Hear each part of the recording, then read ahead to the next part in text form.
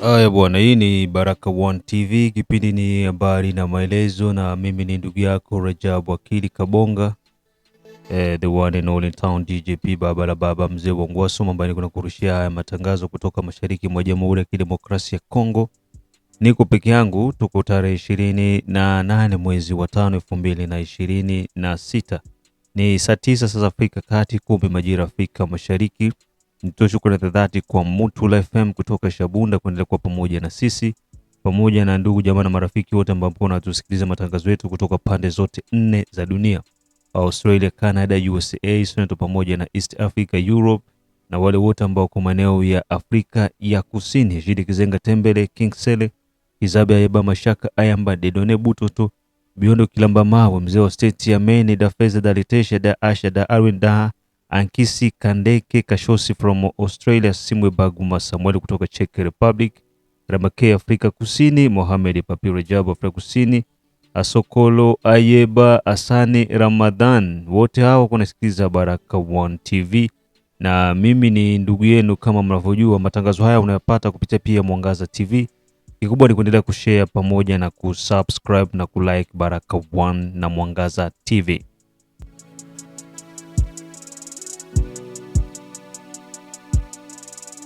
Dosie Ebola Kivu ya Kaskazini na Ituri inazidi kupamba moto. M23 wanatumia Ebola kuweza kujinufaisha, huku kaa za magonjwa zikizidi kuongezeka kutokana na takwimu ambayo tuko nayo.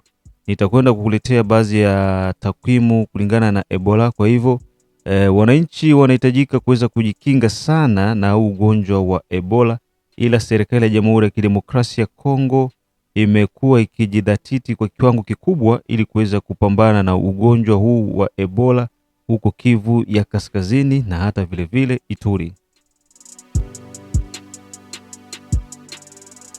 Bunge la Taifa la Jamhuri ya Kidemokrasia ya Kongo limeweza kudhihinisha mchakato wa referendum, nikiwa na maanisha kura za maoni, ili kuweza kupelekea mabadiliko ya katiba.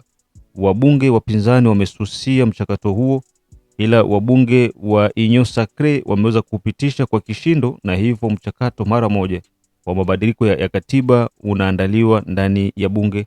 Baadaye utaenda kwa Senate, kisha unafikia rais wa nchi kwa ajili ya kuweza kupigilia msumari, na maanisha saini ya rais.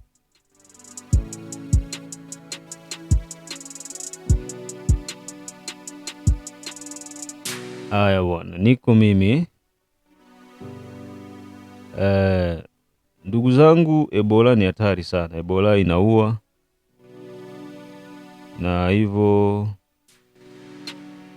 watu wanahitajika kuweza kupambana na huu ugonjwa.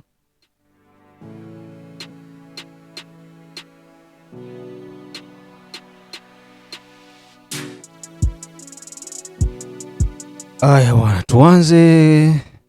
Tatizo la Ebola limesababisha mpaka wa Uganda na Kongo kuweza kufungwa Kasindi.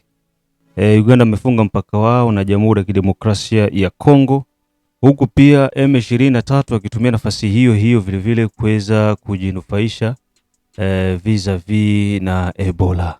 Sasa serikali ya Jamhuri ya Kidemokrasia ya Kongo imeweza kutoa madisposition ambazo ziko za kueleweka, na hivyo kupitia Wizara ya Afya wataweza kusimamia huo mchakato wote wa kutunza na kupambana dhidi ya Ebola kuanzia Nord Kivu mpaka Ituri. Unaona, serikali ni serikali. Uwezi kufere brade fere na gouvernement. M23 iko na lidia kwamba ipewe financement na Banki Mondial kwa ajili ya kuweza kuresoudre probleme ya Ebola. Se croyait que wao ndo wako na responsabilité ya population ya Nord Kivu, surtout Goma na mantite ziko occupé na rebellion. Tandis que Banki Mondial na ama wadau wote wa kimataifa, shirika la afya la kimataifa haliwezi kutoa msaada wowote kwa rebellion. Juu wakitoa franga ku rebellion, donc ina maana wao ndio wanasoutenir rebellion ouvertement, kwamba bwana, tunatoa franga hizi hapa, mkamate mshughulikie swala la Ebola. Haiwezi wezekana. Franga zina mfuko wa serikali, kisha serikali ndio inashughulikia Ebola. Si kuko nani, kuko ministère de santé mpaka saizi Goma, mpaka saizi Goma ministère de santé iko nafanya kazi. Ma hôpitaux publics ziko ziko pale, siko ma centre de santé ziko pale. Kwa hiyo pesa ziko orienté directement ile ma structure na ziko na kuwa gere kupitia Umoja wa Mataifa, na wananchi wananufaika kwa ajili ya kuweza kuhudumiwa. Lakini lengo kubwa la M23 lilikuwa ni wao kuweza kupewa pesa za ugonjwa wa Ebola ili waweze kuzinufaisha wao wenyewe. So tutakwenda kumsikiliza Patrick Muyaya, lakini kabla ya hapo tugusie hili swala la constitution. Gouvernement kupitia wabunge wa serikali, wabunge wa nchi, sio wabunge wa serikali, wabunge wa nchi wameweza kupitisha sheria yenye inapeleka go ahead ku referendum. Ina maana kwa referendum kuko uwezekano wa wananchi wapige kura ya maoni ya kukubali either changement either modification ya constitution. Na hii imetokea ni baada ya miezi kadhaa hapa imepita ya sintofahamu, kwa sababu swala la kubadili kwa katiba limekuwa liko na changamoto. Wapinzani wameweza kukataa na wametoka bungeni huku wakiandaa maandamano tarehe 3 za mwezi wa 6, itakuwa kama ni tarehe 30 hivi kama sikosei. Na wanasema kwamba no modification, no changement, no troisième mandat, no balkanisation. Wapinzani wanapinga changement au modification ya constitution. Sijui wanakatalia nini, na tunaenda tuko mu demokrasi. Bobiko na droit ya kureklame, lakini Assemblée nationale, bunge la taifa, ndo liko na droit ya kukataa ama kukubali. Assemblée isha kubali kwamba tupitishe hii sheria, tufanye referendum. Sawa? Wale wachache wenye wanakataa, sio ni sababu ya kukataa, wanakatalia nini? No, utakata nini? Tulikubaliana kwamba tutakuwa tuko mdemokrasi, swala likitaka kupitisha, tunakaa chini tunajadiliana. Tukikubaliana linaenda. Tukikataa tunaacha. Sasa bunge linaidhinisha. Bunge linakubali. Wachache wanakataa. Eske tutafuata wachache ama tufuate walio wengi? Wao tutaangalia kati ya wapinzani na ambao kwa madarakani wanani wengi. Eske raia wako tayari kwenda kushindikiza hii project ya wabunge ya kufanya referendum, ya kupiga kura maoni ili tubadili katiba, ama raia haiko tayari? Kama raia haiko tayari, ina maana project haitaendelea. Kama raia iko tayari, ina maana project lazima itaendelea. So niko nafasi ya kusikiza Patrick Muyaya na mambo yote ambayo yamefanyika kwa ajili ya virus hii ya Ebola na jinsi wananchi wako wana shughulikiwa kulingana na Ebola na takwimu zote. Kutoka jijini Kinshasa, wepa Patrick Muyaya. Expertise puisse servir dans le cadre de cette nouvelle épidémie. Monsieur le ministre de la Santé, bonsoir. Bonsoir.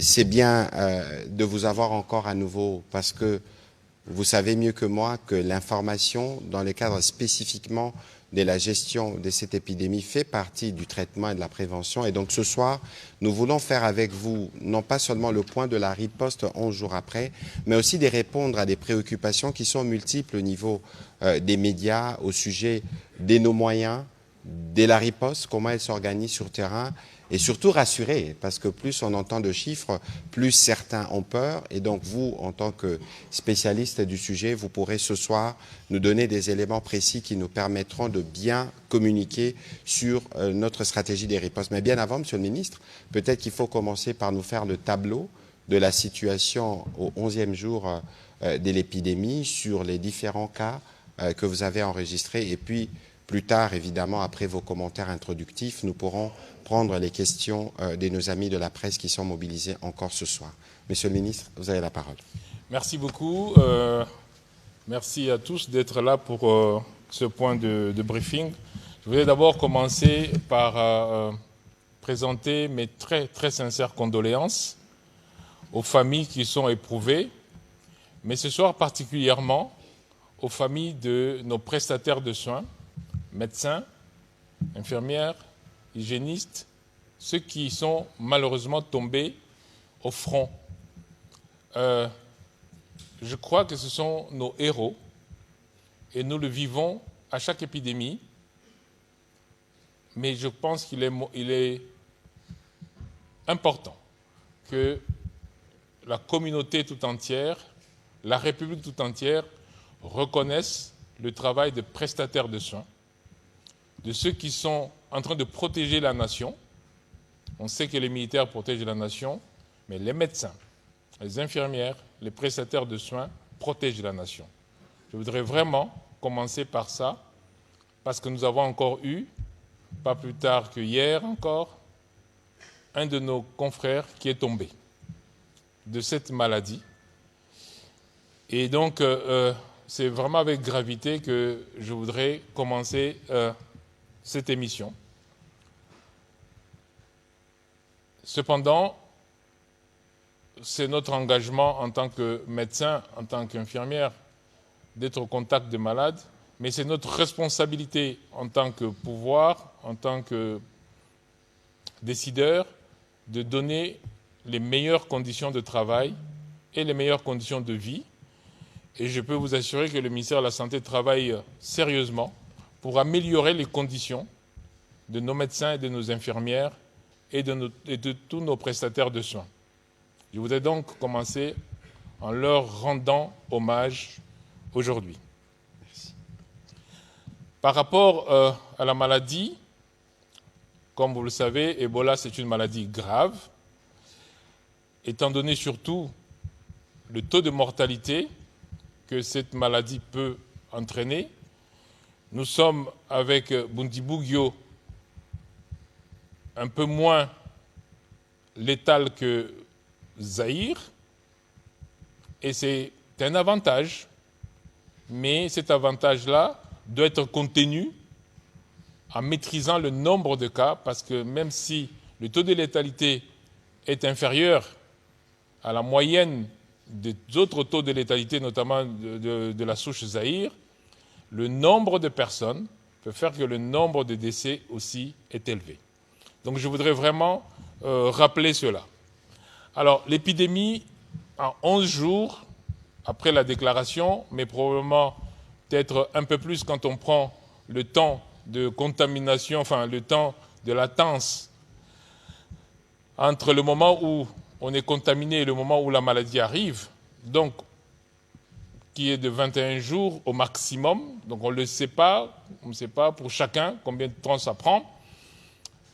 Donc on va dire à 11 jours de déclaration et même un peu plus à partir du moment où les symptômes ont sûrement commencé, où les personnes ont été contaminées, on va dire qu'on est encore au début d'une épidémie.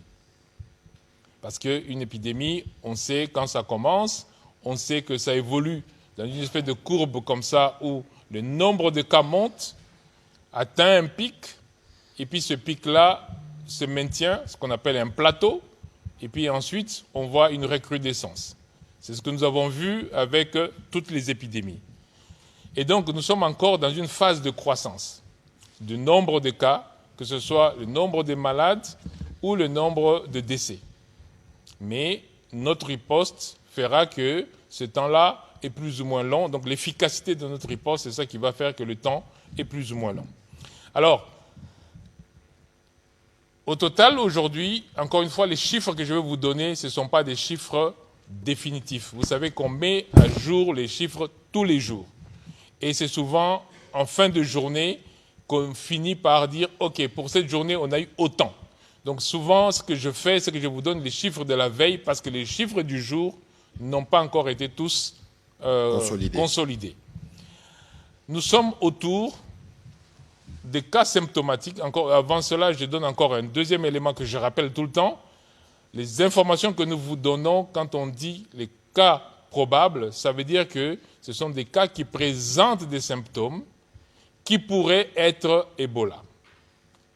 Et donc nous comptons le maximum. Nous avons décidé au niveau du gouvernement, sous la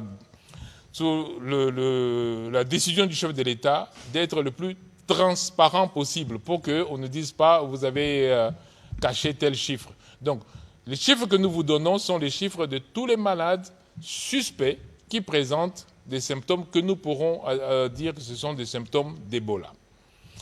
Et nous sommes autour de 1000 personnes qui présentent ces symptômes. Alors, 1000 symptômes, 1000 personnes qui présentent, encore une fois, ce n'est pas un chiffre juste pour aller dire c'est 1000 personnes. C'est vraiment les chiffres que nous sommes en train de consolider. Hier, nous étions à 900 quelque chose, et donc je dis 1000 parce que nous consolidons les chiffres. Mais nous sommes autour de 1000 personnes qui sont touchées aujourd'hui, qui présentent des symptômes. Dans ces 1000 personnes-là, combien ont été confirmées Ebola? C'est 101 personnes. Ça, c'est confirmé. Alors, je vais d'abord rester sur ce point-là pour donner une autre information. Quand nous prenons des tests et que nous les réalisons, on se rend compte qu'on est autour de 30 à 35% des tests qui sont positifs. Vous comprenez que tous ces échantillons que nous prenons, nous disons que celui-là il présente un symptôme, on va l'amener, on va tester, eh bien, on a un peu plus d'un tiers, un tiers ou peut-être 40% qui sont positifs. Les autres sont négatifs. Et quand nous recontrôlons que ça reste négatif, nous disons que ce n'est pas Ebola. Ce que nous ne faisons pas encore maintenant, parce que nous sommes au début, c'est que nous ne vous disons pas maintenant, celui-ci n'est plus Ebola, parce que nous devons nous assurer qu'avant de dire cela, eh bien, la personne n'est vraiment pas touchée. Ce qui fait que quand on vous dit 900 personnes, 1000 personnes, c'est le maximum de personnes que nous avons identifiées. Donc ça, c'est le nombre de personnes éventuelles qui sont touchées. Maintenant, quand nous regardons le nombre de personnes décédées, encore une fois, décès probable, nous sommes autour de 200, 220 personnes que nous pouvons dire « Oh, son décès est probablement lié à Ebola ». Maintenant, quand nous regardons les personnes décédées dont les tests sont positifs, donc nous sommes sûrs de ça, eh bien, ils sont autour de 17. Donc vous voyez pourquoi est-ce que nous sommes prudents quand nous donnons les chiffres. Maintenant, nous regardons un autre chiffre qui est très important, c'est le nombre de personnes qui ont été en contact avec les malades. Parce que je rappelle que Ebola se transmet par contact. Quand nous regardons le nombre qui ont été en contact, nous sommes autour de 3600 personnes. Donc nous savons qu'il y a à peu près 3600 personnes au jour d'aujourd'hui qui ont été en contact de manière plus ou moins importante avec les malades. Et là-dedans, nous classifions maintenant les contacts sévères, les contacts à très haut risque. Par exemple, une maman qui gardait son mari, ou qui gardait un enfant, ou un mari qui gardait sa femme. Ces contacts-là, eux, sont des contacts à haut risque. Et puis, il y a aussi des contacts, par exemple, des personnes qui travaillent ensemble avec quelqu'un qui est malade. Et puis ensuite, il y a des contacts, on va dire, occasionnels.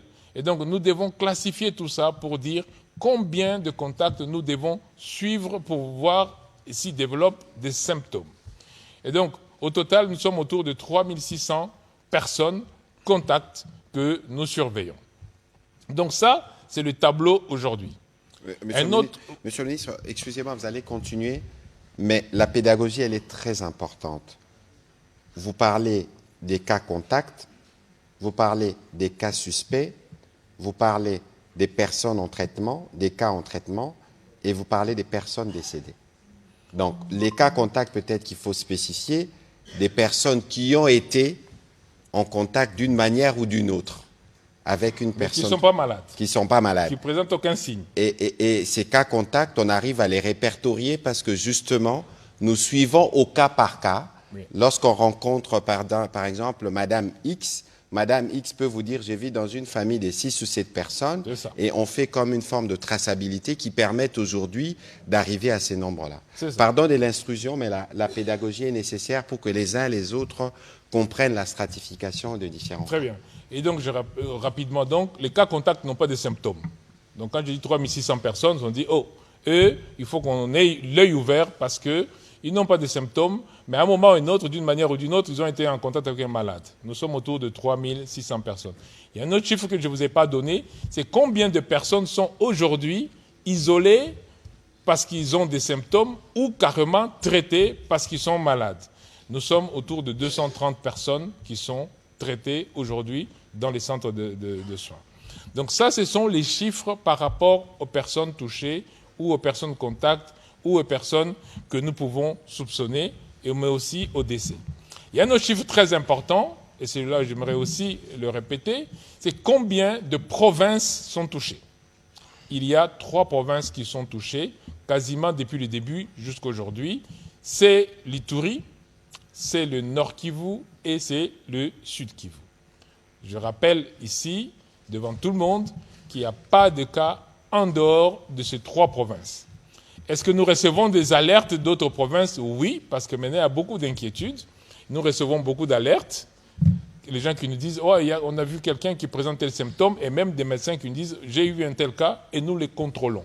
Je peux vous assurer qu'au jour d'aujourd'hui, il n'y a pas de cas en dehors de l'Ituri, du Nord Kivu et du Sud Kivu.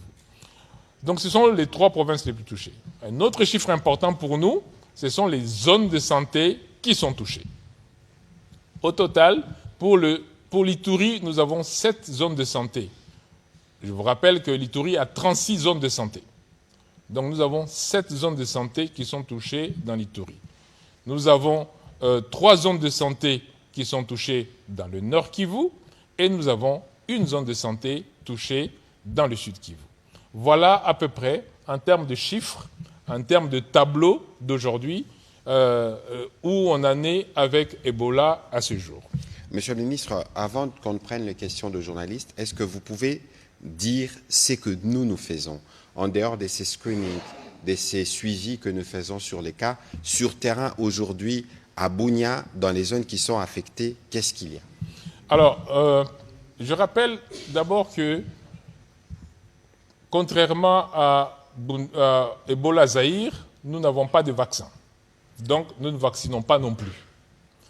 Je rappelle que nous n'avons pas de médicaments spécifiques contre Ebola Bundibugyo. Mais, et ça c'est une nouveauté, que peut-être beaucoup de gens ne savaient pas, c'est que les Américains avaient développé, comme notre traitement contre Zaïre, ils avaient développé un traitement, donc ce qu'on appelle un anticorps monoclonal, qui a agi sur un test, qui a agi sur les 3 types d'Ebola, c'est-à-dire Zaïre, Soudan et Bundibugyo. Et donc, nous sommes en négociation actuellement, pas en négociation, nous avons demandé aux Américains de nous disponibiliser cette molécule-là pour pouvoir traiter les malades. Parce qu'ils en ont. Donc nous avons fait la demande officielle, on a déjà échangé beaucoup avec eux. Je pense que dans les jours qui viennent, on va voir. Mais en fait, on ne va pas traiter les malades directement, on va faire ce qu'on appelle un essai clinique. Parce que ça a été testé en laboratoire, ça a passé toutes les, on va dire, tous les stages d'évaluation. Mais comme il n'y avait pas d'Ebola autre que Zaïre, ça n'avait pas été utilisé. Donc nous allons utiliser, si les Américains nous en disponibilisent, cet anticorps monoclonal pour pouvoir traiter les malades. C'est vraiment pour les gens qui sont malades. Nous avons aussi les antiviraux, les médicaments contre les virus en général, que nous avons aussi demandé, mais ça c'est des médicaments, on va dire, qui s'attaquent au virus de manière générale. Donc ça c'est par rapport à la prise en charge. Mais en attendant, la prise en charge se fait de manière symptomatique, c'est-à-dire que le malade qui est déshydraté parce qu'il a une gastro-entérite, il a une diarrhée, ben, il faut le réhydrater. Le malade qui a, bien entendu, développé une détresse respiratoire, il faut s'occuper de la détresse respiratoire. Le malade qui a développé une grosse anémie parce qu'il a perdu beaucoup de sang, eh bien, il faut le prendre en charge sur ce plan-là.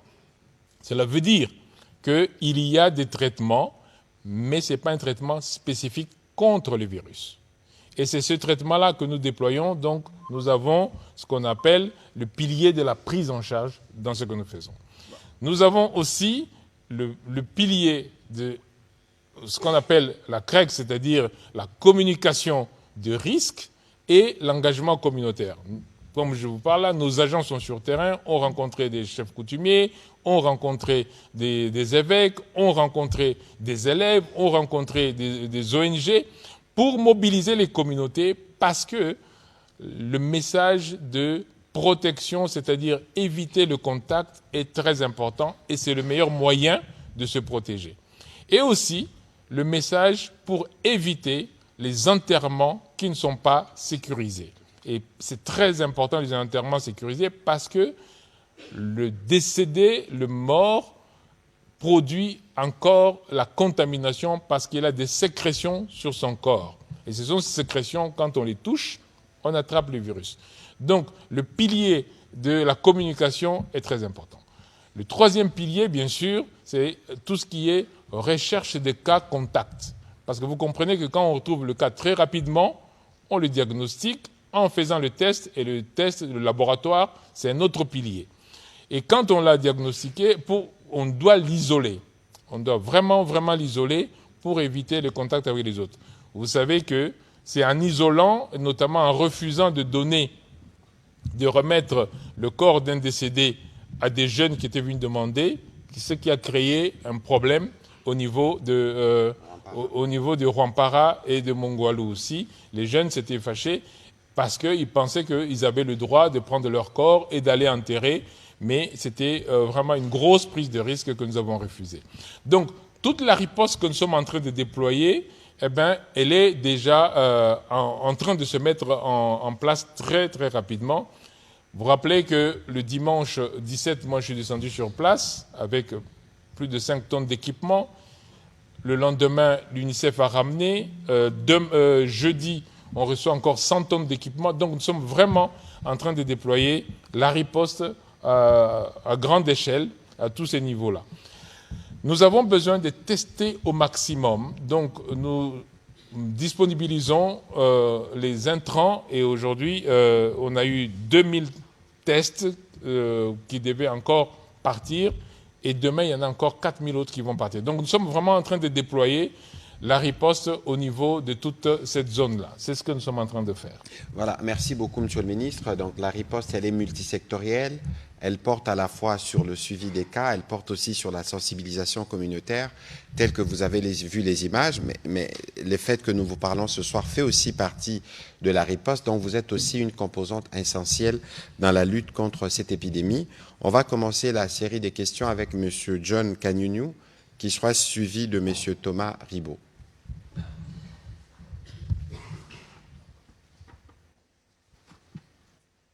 Merci beaucoup, Monsieur le ministre, pour la parole.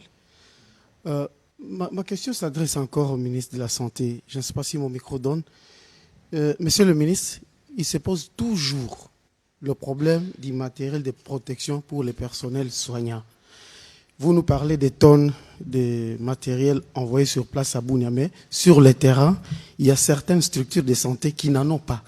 Et pour preuve, aujourd'hui, leur syndicat ou leur coordination est allé voir le gouverneur de province, lui présenter ses problèmes. En quand, monsieur le ministre, le dispatching de tous ces matériels-là, parce qu'avec le décès des 3 médecins et des infirmiers, ça fait peur dans la communauté. Et j'ai parlé même à un infirmier avant de venir ici, monsieur le ministre, il me dit, quand vous aurez l'occasion de parler au ministre dans le briefing, dites-lui que, en tout cas, ça ne va pas ici. Parce que si nous, infirmiers, on parvenait à mourir, qui va soigner la population? Quel message vous adressez ou vous donnez à ces infirmiers qui vous écoutent en pareil moment? Et pour la sensibilisation, en tout cas, selon nos sources sur place, que ce soit à Rwampara, que ce soit à Mongwalu, à Bunia Centre, à Nyankounde, et même à Wicha aujourd'hui, c'est au Nord Kivu, on nous a parlé d'un cas confirmé à Owicha, c'est le chef-lieu du territoire des Béni, même à Butembo, peut-être à Goma aussi. En tout cas, les équipes pour la sensibilisation, elles ne sont pas visibles. Qu'est-ce que vous faites pour déployer les gens sur terrain pour sensibiliser la population? Parce que avec des cas contacts et des contacts qui sont dissimulés dans la communauté, et cette épidémie risque de durer le plus longtemps possible. Merci, monsieur le ministre. Merci beaucoup. Alors, tout à fait vrai que il y a des plaintes encore, et vraiment, moi, j'ai toujours tendance à... moi, je vous dis toujours la vérité, hein, je ne vais pas vous raconter des histoires. On a amené beaucoup de matériel. Nous sommes en train de déployer ce matériel-là. vous comprenez que nous sommes en train de déployer dans plusieurs zones de santé en même temps. C'est de la logistique. Et ça fait 8 jours. Vous vous rappelez que je suis arrivé le 17, ça fait 8 jours. En 8 jours, pour déployer toute la logistique. Le matériel est arrivé. Donc, vous inquiétez pas, vraiment, le matériel est arrivé. Il faut rassurer les infirmiers, il faut rassurer les médecins que vraiment, nous sommes en train de déployer. Ce matériel ne va pas arriver et puis nous le gardons. Ça n'a aucun sens. Sauf que ce sont des tenues à usage unique. Donc, on déploie des grosses quantités en même temps sur des grandes distances. Parce que, comme je vous ai dit, les zones de santé qui sont touchées dans la province d'Ituri, c'est vraiment la province d'Ituri qui a le plus de cas. Eh bien, il y en a 7 zones de santé. Et donc, vous comprenez qu'on doit déployer tout ce matériel à toutes ces distances en même temps, ce qui fait que parfois ça prend quelques jours, mais le matériel est arrivé. Vraiment là, vos équipes peuvent vraiment le vérifier.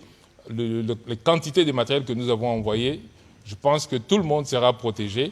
Encore une fois, en 8 jours, pour déployer tout ce matériel-là, ça prend un petit peu de temps logistique.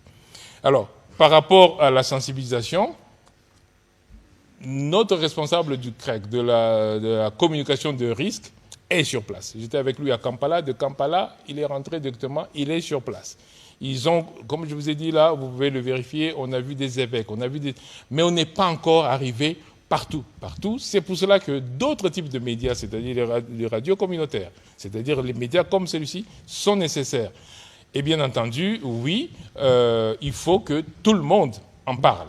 Et c'est pour ça que régulièrement, moi-même, j'en parle, et c'est pour ça que régulièrement, on organise. La sensibilisation, c'est vraiment le maître mot. En 8 jours, c'est vrai qu'on a des endroits où les gens vont vous dire « ce n'est pas encore arrivé chez nous », c'est que je reconnais tout à fait. Et donc, il y a un gros défi logistique. Le ministre a commencé par rendre hommage, avant qu'il n'ait dit ses premiers mots, à ces personnels médicaux, justement, qui s'est dédié dans des conditions difficiles. N'oubliez pas que nous avons les contraintes logistiques qui sont ce qu'elles sont, mais n'oubliez pas aussi que, d'autre part, nous avons une détermination qui fait que les matériels doivent être acheminés partout. C'est pour ça que la sensibilisation communautaire est importante, parce que nous savons que nous avons vu à Rwampara, ce que nous avons vu à Mongwalu, c'est ce qu'il ne faut justement pas faire.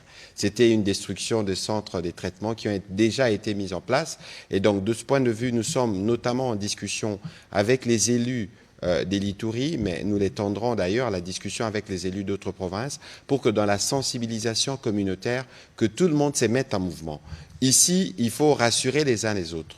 Nous rappelons que nous avons l'expérience et l'expertise en la matière, mais ça requiert du temps. Peut-être que le ministre l'explicitera mieux ici. Hier, lorsque nous discutions, il me disait, pour cette épidémie, nous sommes peut-être au niveau 3 ou 4, mais ce sera entre 3 et 6 mois pour nous permettre, évidemment, de déployer tous les dispositifs et de s'assurer que les soins sont donnés. De toute évidence, il aura l'occasion de revenir dessus. C'est pour ça que vous, les journalistes, et tous ceux qui nous suivent, et tous les leaders sociaux, c'est les moments pour les uns les autres de se mettre dans la dynamique. Évidemment, on mettra les éléments d'information à votre disposition. On va prendre les questions de M. Thomas Ribaud, qui sera suivi de M. Gloire Féféré. Bonsoir, messieurs les ministres. Ma question s'adresse au ministre de la Santé. J'ai eu cet après-midi au téléphone un ancien pionnier d'Ebola, le docteur Vital Mondongué. Et il m'a déclaré ceci: l'éducation sanitaire des Congolais est faite lors des flambées épidémiques, mais beaucoup moins après. On devrait la renforcer en toute saison. Est-ce que vous partagez ce constat? Vous dites vous-même que la sensibilisation est le maître mot. Est-ce qu'il n'y a pas une piste d'amélioration à avoir, comme le dit monsieur Mondongué, sur la sensibilisation lorsqu'il n'y a aucune épidémie? Merci beaucoup. Alors, je vais vous répondre à cela de manière organisationnelle. Quand je suis devenu ministre, je me suis rendu compte que notre système de santé avait une faiblesse. Et cette faiblesse-là, ce sont ce qu'on appelle les relais communautaires. Les relais communautaires sont ces personnes qui vivent dans la communauté et qui sont responsabilisées pour s'occuper de cette communauté. Et nous avons calculé que pour notre pays, nous allons avoir besoin de 60 000 relais communautaires. Un relais communautaire s'occupant de 500 familles, et qui passe son temps, et il est payé pour ça, qui passe son temps à sensibiliser au niveau de la communauté, mais aussi à remonter l'information pour que la surveillance soit meilleure. Je peux vous assurer qu'au mois de juillet, vous pouvez vérifier avec l'UNICEF, nous travaillons depuis l'année dernière pour engager 60 000 relais communautaires. Et le processus va bientôt se terminer parce qu'on embauche au mois de juillet. On n'avait pas anticipé qu'il y aurait l'épidémie maintenant, mais c'était pour justement la surveillance épidémiologique et surtout la communication au niveau communautaire.